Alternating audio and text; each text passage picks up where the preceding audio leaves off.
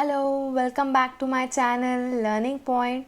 In this video, we will learn concept of market equilibrium, change in demand and market equilibrium, change in supply and market equilibrium, simultaneous change in demand and supply, applications of tools of demand and supply curves.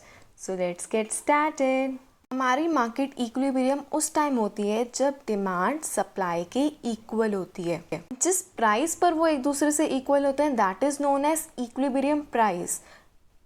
जिस quantity पर वो एक दूसरे से equal होते हैं that is known as equilibrium quantity. In the table जब price 5 और 4 है उस टाइम पे सप्लाई 50 और 40 हो रही है रिस्पेक्टिवली एंड डिमांड उस टाइम पे जितनी सप्लाई है उससे कम है, तो मतलब एक्सेस सप्लाई की सिचुएशन है। At price 3 both are equal that is market equilibrium। जब प्राइस 2 और 1 हो रहा है उस टाइम पर हमारी डिमांड ज़्यादा है और सप्लाई उस टाइम पर हमारी कम है। और जब प्राइस फॉल हुआ है उस टाइम पर डिमांड क्या हो रही है, बढ़ेगी, और सप्लाई उस टाइम पे क्या हो जाएगी, कमी हो जाएगी। यहाँ फिगर पर देखो S हमारा सप्लाई कर्व है, D हमारा डिमांड कर्व है। Both are intersecting at point E and that is the point of market equilibrium जहाँ पर प्राइस 3 है एंड क्वांटिटी हमारी 30 है। नेक्स्ट कंसेप्ट आते हैं हम, डिमांड में चेंजेस आते हैं तो मार्केट इक्विलिब्रियम में क्या होता है।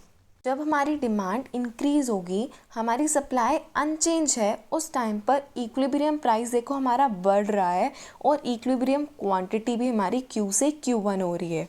राइट साइड देखो जब हमारी डिक्रीज हो रही है डिमांड उस टाइम पर प्राइस हमारा फॉल्स हो रहा है एंड क्वांटिटी भी फॉल हो रही है एंड सप्लाई हमारी अनचेंज रहेगी।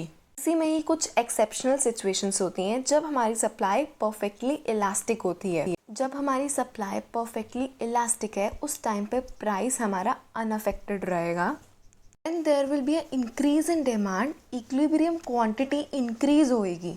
सेकेंड केस में जब डिक्रीज इन डिमांड होगा उस टाइम पे इक्विलिब्रियम क्वांटिटी हमारी देखो डिक्रीज हो रही है, वहाँ पर प्राइस हमारा अनअफेक्टेड ही है। पे हमारी डिमांड कर्व में बैकवर्ड शिफ्ट आएगा। ऐसे ही सेकेंड सिचुएशन आएगी जब हमारी सप्लाई परफेक्टली इनइलास्टिक होगी। इस कंसेप्ट में होगा जब डिमांड में इंक्रीज और डिक्रीज होगा तो यहाँ पर फुल इम्पैक्ट उसके प्राइस पर पड़ेगा, क्वांटिटी पर नहीं पड़ेगा, क्वांटिटी उसकी कांस्टेंट रहेगी। सी इन द फिगर जब हमारी डिमांड इंक्रीज हो रही है उस टाइम पे डिमांड कर्व में हमारा फॉरवर्ड शिफ्ट है एंड प्राइस भी हमारा इंक्रीज हो रहा है एंड जब हमारी डिमांड डिक्रीज हो रही है बैकवर्ड शिफ्ट है, प्राइस हमारा फॉल हो रहा है and quantity remains constant. Next is change in supply. जब सप्लाई में इंक्रीज होगा उस टाइम पे इक्विलिब्रियम प्राइस हमारा फॉल होगा एंड इक्विलिब्रियम क्वांटिटी हमारी राइज होगी।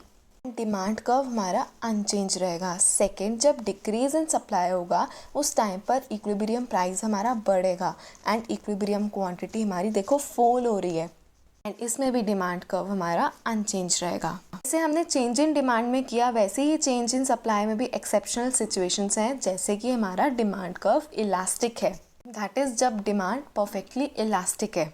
इस सिचुएशन में जब सप्लाई में इंक्रीज होगा तो प्राइस हमारा अनचेंज रहेगा, इक्विलिब्रियम क्वांटिटी बस हमारी इंक्रीज होगी, और डिक्रीज इन सप्लाई में भी प्राइस अनचेंज, इक्विलिब्रियम क्वांटिटी हमारी डिक्रीज हो जाएगी, Q से Q2 आ गई है जैसे कि। देयरफॉर जब भी कोई इंक्रीज और डिक्रीज होगा सप्लाई में, जब डिमांड परफेक्टली इलास्टिक है यहाँ पर प्राइस में कोई चेंज नहीं आएगा, बस क्वांटिटी इंक्रीज डिक्रीज होगी।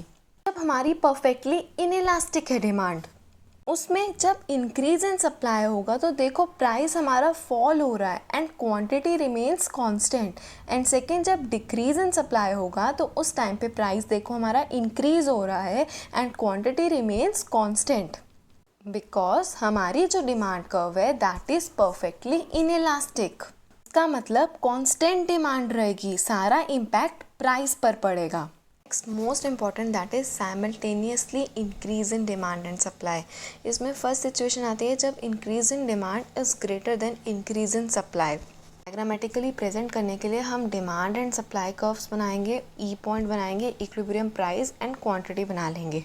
फर्स्ट सिचुएशन में देखो दोनों कैसे इंक्रीज कर रहे हैं एंड सेकेंड सिचुएशन में सिर्फ क्वांटिटी इंक्रीज कर रही है एंड थर्ड सिचुएशन में देखो क्वांटिटी ज़्यादा इंक्रीज कर रही है और प्राइस फॉल कर रहा है। कंसेप्ट सिर्फ देखने से समझ नहीं आएगा, ये कंसेप्ट आपको खुद ड्रॉ करना है तब आपको क्लियर होगा।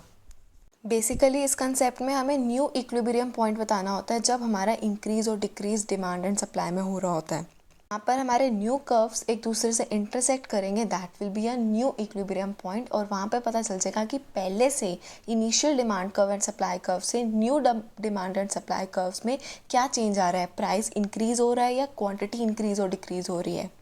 अब हम आते हैं simple applications of tools of demand and supply curves. हमें पता है प्राइजेस जो डिटरमाइन होते हैं मार्केट फोर्सेस से होते हैं, लेकिन पुअर पॉपुलेशन के लिए बहुत मुश्किल होता है कि वो ख़रीदे। तो गवर्नमेंट ने कंपेल किया कि ये पॉलिसीज़ इंट्रोड्यूस की जाए।